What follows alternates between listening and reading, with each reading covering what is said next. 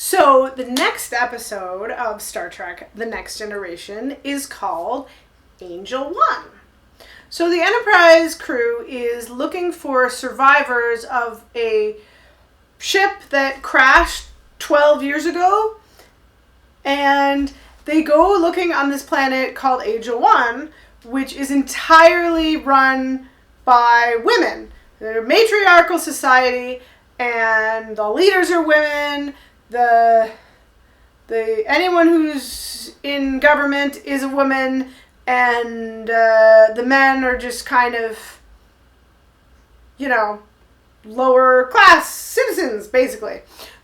So they go there, and they're like, hey, so we're looking for this freighter is it a freighter? I don't know. It's a ship, a little ship with some guys on it.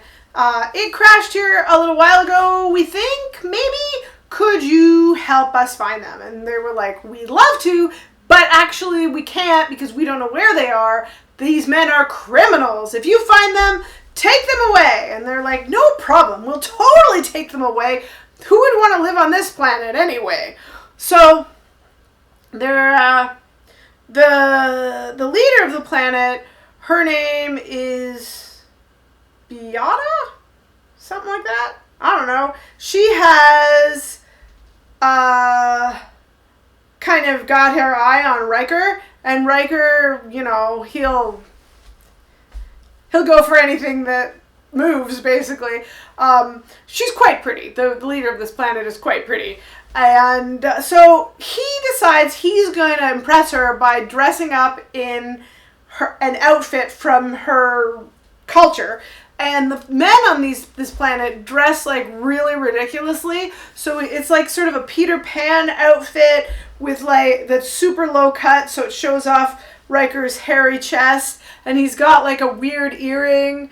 And he walks in, and Tasha and Troy are there, and they're like, what the? When they start laughing because he's so ridiculously dressed. Seriously, like super ridiculous. And he's like, what are you talking about? Why are you laughing? I'm surprised at you, Starfleet officers. When I was on some other planet, I wore feathers, and another planet I wore something else. And they're like, whatever, Riker, you have literally never worn anything except for your uniform for the entire time I've known you.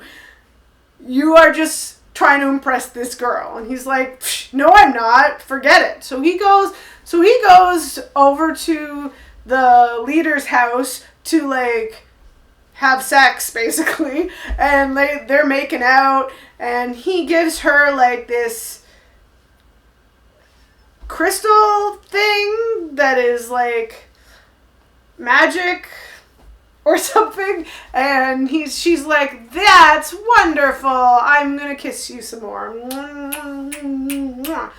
And while they're making out, they like call on the telephone and say like, hey, we found the crew of the ship that we lost, that one that we were looking for. That's what the episode's actually about. And they're like, oh yeah? Well, you go find them. I'm busy making out with the leader. So they go to, the way they found them is they were scanning for platinum, because this whole planet has no platinum. But there's platinum on Earth, and this guy has some platinum. So they go into the caves, because that's where they're hiding, in caves.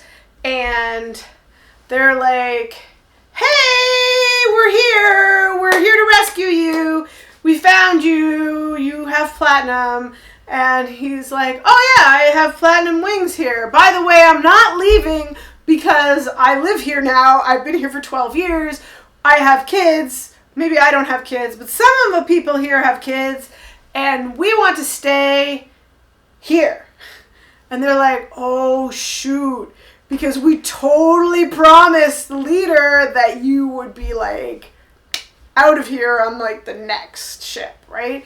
And they're like, nope, we're gonna stay here. They're like, oh, that's bad. We made a promise we can't keep now. And Data is like, yeah, they don't have to obey the Prime Directive because they're not a starship. So they can stay there if they want to. I mean, not really, because they're going to execute them if they find them.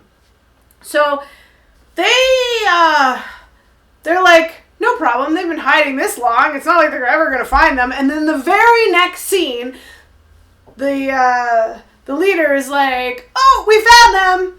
Because one of her little buddies there, her girlfriends, is married to one of the men, and they just followed her and found the guys.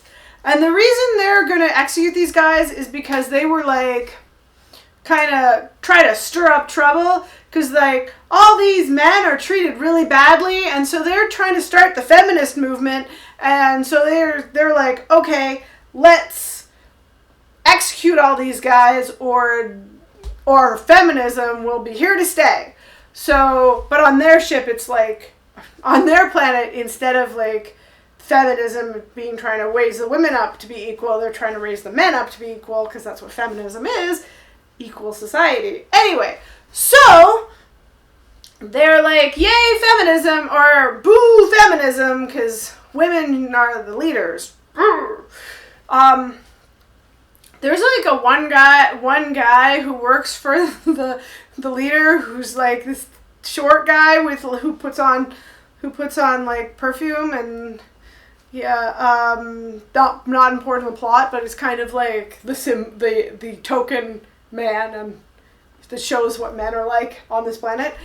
Anyway, so they have all of the crew of this freighter, plus some kids who were born, and also the girlfriend who's married to her, even though she's a native of this planet, she's there too.